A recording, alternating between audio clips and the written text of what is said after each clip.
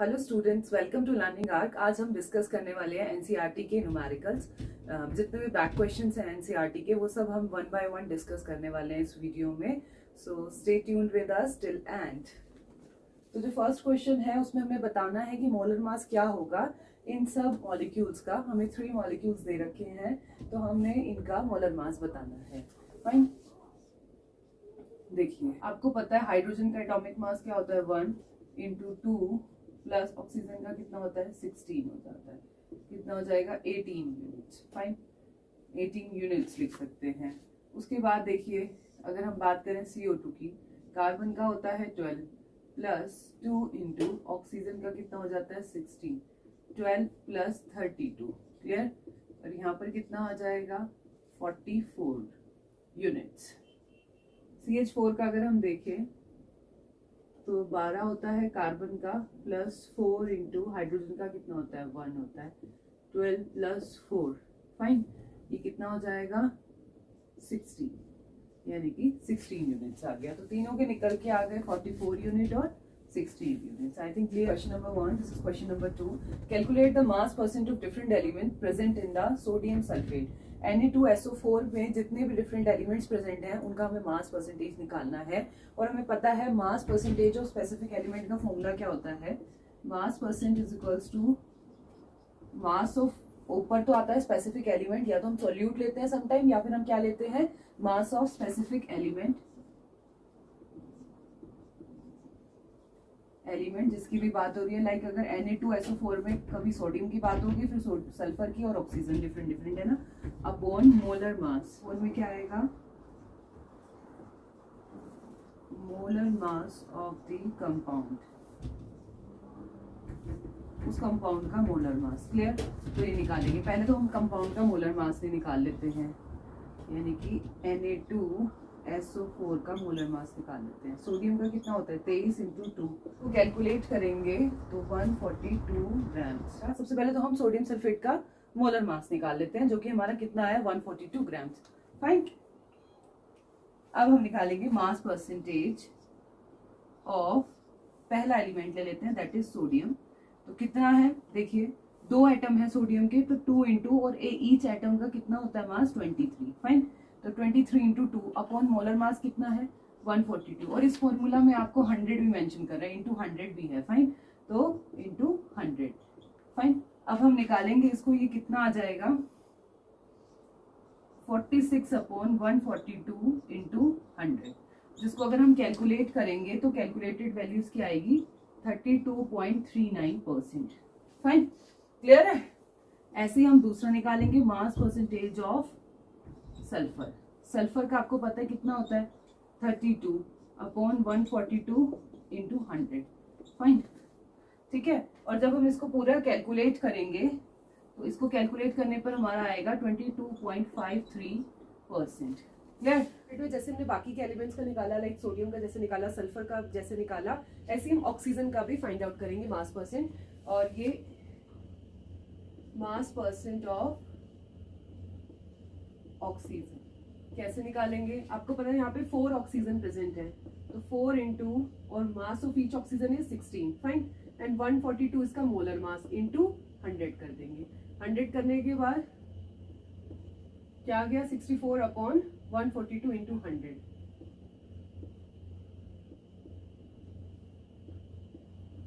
इसको जब हम डिवाइड करेंगे तो इसकी वैल्यू कितनी आएगी 45.07%।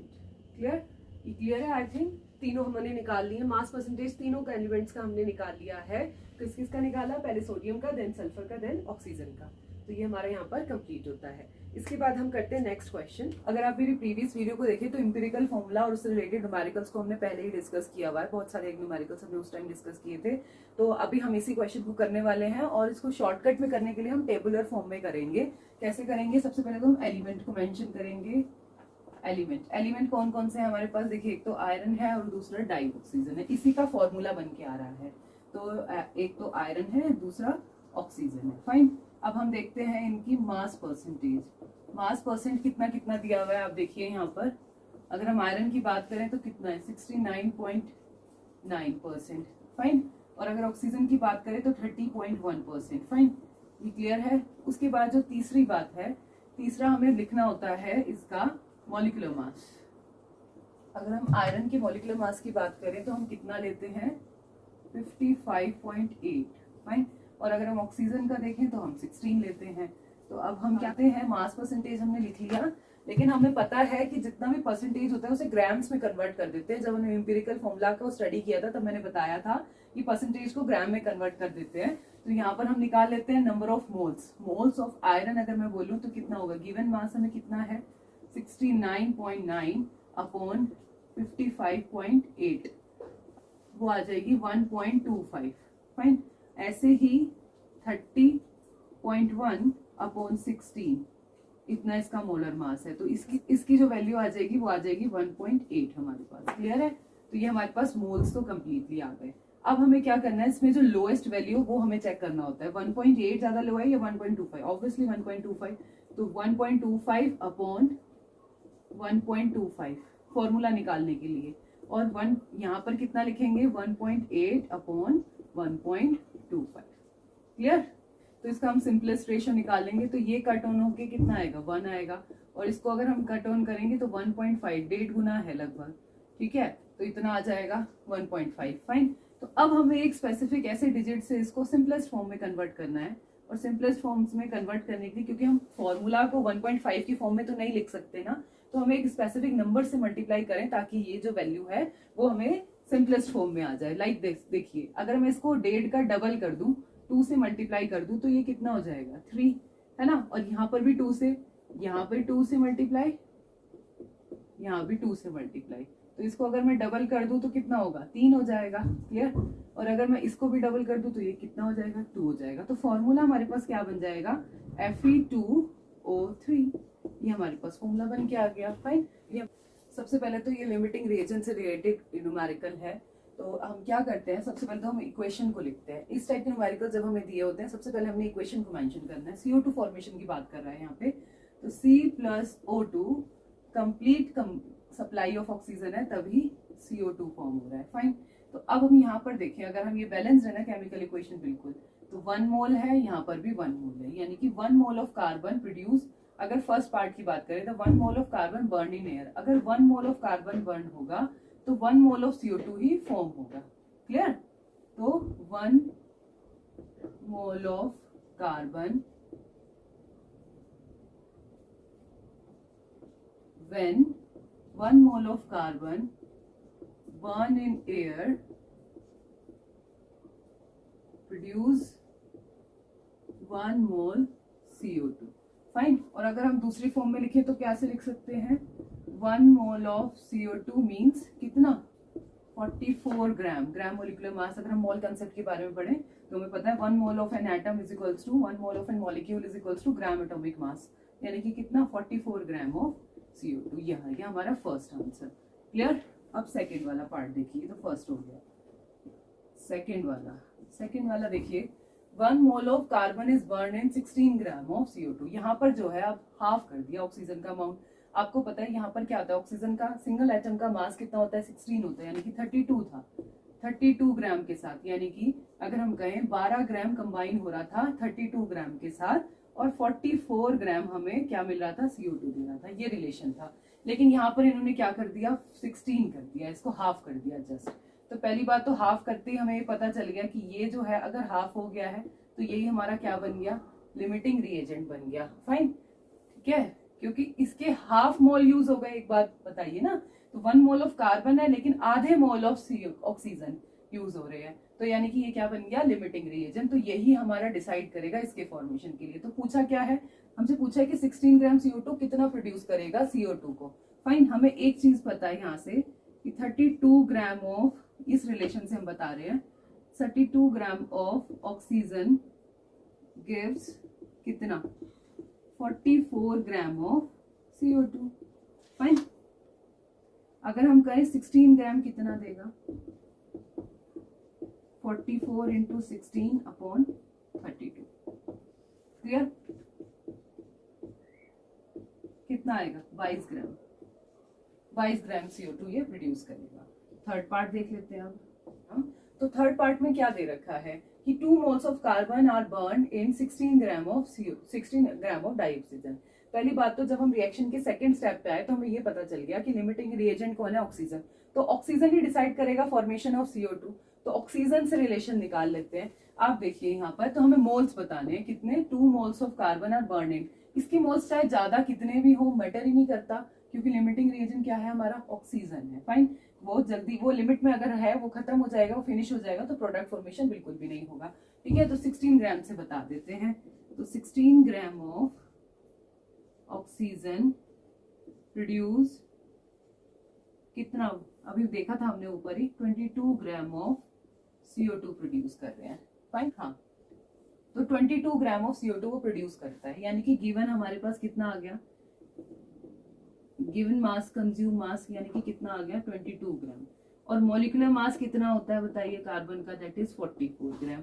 तो मोल्स निकाल लेते हैं, 22 गिवन मास अपॉन 44 कितना आ जाएगा, देखिए 1/2, 0.5 मोल आ गया इसका आंसर। क्लियर है आई थिंक ये this question. Okay, next question 5 को डिस्कस कर लेते हैं। क्या क्या क्वेश्चन क्या है, देखिए, calculate the mass of sodium acetate required to make 500 ml of इतने मोलर एक्वस सॉल्यूशन, यानी कि मोलैरिटी दे रखी है। पहली बात तो हम ये लिख लेते हैं कि हमें गिवन क्या क्या है। एक तो हमें वॉल्यूम दे रखा है, कितना दे रखा है, 500 ml दे रखा है।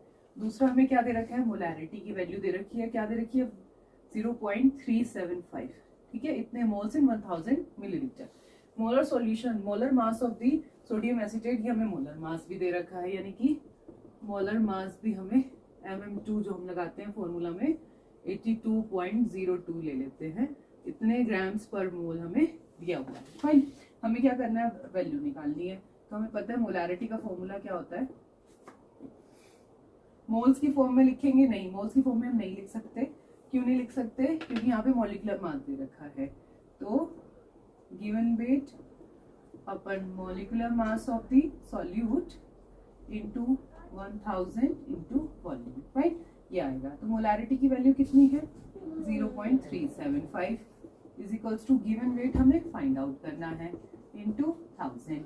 मॉलिक्यूलर मास कितना दे रखा है, देखिए 82.02 इनटू वॉल्यूम कितना है 500। ठीक है, हेयर इज 2, तो हम क्या करें, इसकी इसमें मल्टीप्लाई कर दें, 0.375 into 82.02 divided by 2 is equals to W2 42.01, और इसकी मल्टीप्लाई करेंगे, वैल्यू क्या आएगी 15.75 ग्राम्स। ये आ गई हमारे पास W2 की वैल्यू। क्लियर है आई थिंक सबको ये। Okay, now next question. हाँ, अब हम 6 क्वेश्चन के बारे में डिस्कस कर लेते हैं। Calculate the concentration of nitric acid, यानी कि यहाँ पे बात किसकी हो रही है, पहली बात तो HNO3 यानी कि नाइट्रिक एसिड की बात हो रही है, इन मोल्स पर लीटर, यानी कि हमें क्या निकालनी है, कंसंट्रेशन निकालनी है उसकी, in a solution in a sample which has density, हमें डेंसिटी कितनी दे रखी है 1.41 grams per millilitre, and the mass percentage of nitric acid is being, यानी कि मास परसेंट हमें यहीं पे लिख लेते हैं, मास परसेंटेज हमें कितना दे रखा है, दैट इज 69%, इतना दे रखा है। फाइन, ये हमें दे रखा है, हमें कंसंट्रेशन निकालनी है इन मोल्स पर लीटर। अगर कंसंट्रेशन की बात है यानी कि मोलैरिटी निकालनी है। फाइन, कंसंट्रेशन टर्म हमारी मोलैरिटी, और वो भी मोल्स पर लीटर में, तो क्या निकालनी है, मोलैरिटी हमें फाइंड आउट करनी है HNO3 की। फाइन, सबसे पहले हम HNO3 का मॉलिक्यूलर मास निकाल लेते हैं। 1 प्लस नाइट्रोजन का कितना होता है 14 प्लस 3 इंटू, अगर हम मास परसेंटेज की डिफाइन देखें तो क्या बोलते हैं मास परसेंटेज को, अगर हम पूरा अच्छे से डिफाइन करें तो क्या बोलता है कि मास of the solute present in 100 gram of the solution. और मैंने ये पहले भी बताया था, जब कभी भी हमें एज्यूम करना पड़ता है मास, तो we are taking it 100 gram. Fine, we are taking in 100 gram, तो क्या हो जाएगा, यानी कि 69 ग्राम ऑफ, मास परसेंट हमें यही डिफाइन दे रहा है, क्या डिफाइन दे रहा है mass percent, 69 gram of HNO3 present in कितना, अगर हम HNO3 का देखें 69 gram of present in 100 gram of the solution, इसको सेपरेट आउट कर लेते हैं, यानी कि 100 ग्राम सॉल्यूशन के अंदर 69 ग्राम हमारे पास क्या है, HNO3 प्रेजेंट है। तो ये वाली बात है, हमें मोलैरिटी के लिए हमें क्या क्या चाहिए, मोलैरिटी के लिए हमें W2 की वैल्यू चाहिए, मॉलिक्यूलर मास चाहिए, वो भी हमारे पास है, यानी कि मोल्स यहाँ से निकल के आ जाएंगे। फाइन, मोल्स हमारे पास आ गए हैं। अब हमें क्या चाहिए, वॉल्यूम ऑफ द सॉल्यूशन चाहिए, ठीक है। लेकिन हमें क्या दे रखा है यहाँ पर, डेंसिटी दे रखा है। हमें पता है डेंसिटी इज इक्वल्स टू क्या होता है, मास अपॉन वॉल्यूम। अगर मैं सॉल्यूशन की बात करें, क्योंकि पूरे सॉल्यूशन की डेंसिटी दे रखी है, और मास ऑफ द सॉल्यूशन की बात करेंगे, और वॉल्यूम भी हमें किसका चाहिए, पूरे सॉल्यूशन का चाहिए। फाइन, तो डेंसिटी हमें कितनी दे रखी है, 1.41, यहाँ पे लिख लेते हैं इसको, 1.41 हमें डेंसिटी दे रखी है। फाइन, मास हमने कितना लेट किया है, ज्यूम किया है 100 ग्राम। फाइन, और अपॉन वॉल्यूम, हमें वॉल्यूम भी निकालना है, तो वॉल्यूम इज इक्वल्स टू क्या हो जाएगा, 100 अपॉन 1.41। देखिए ये तो हमारे पास है ग्राम्स में, ये किस में है, ग्राम्स पर मिलीलीटर। तो ग्राम से ग्राम कैंसिल, ये किस में आएगी, पहली बात तो मिलीलीटर में आएगी। तो वैल्यू कितना आ जाएगी, 70.9 मिलीलीटर हमारे पास वॉल्यूम आ गया। तो हमारे पास वॉल्यूम भी आ गया। अब हम मोलैरिटी का फॉर्मूला सीधा अप्लाई करेंगे। मोलैरिटी का फॉर्मूला क्या था, नंबर ऑफ मोल्स, यानी कि मोल्स निकालेंगे हम, गिवन मास निकल लेते हैं। गिवन मास हमने कितना लिया, 69। मोलर मास कितना है, 63 इंटू 1000, क्योंकि वॉल्यूम हमारा मिलीलीटर में है। फाइन, और वॉल्यूम आया कितना, 70.9। अगर आप इसको पूरा कैलकुलेट करेंगे तो वैल्यू जो आएगी अप्रोक्सीमेटली 15.3 आएगी आपकी मोलैरिटी, इतने मोल्स पर लीटर। फाइन, कितनी आएगी, मोल्स पर मिलीलीटर में। Fine. Thank you, students. If you like this video, do like, share, and subscribe to my channel. Thank you.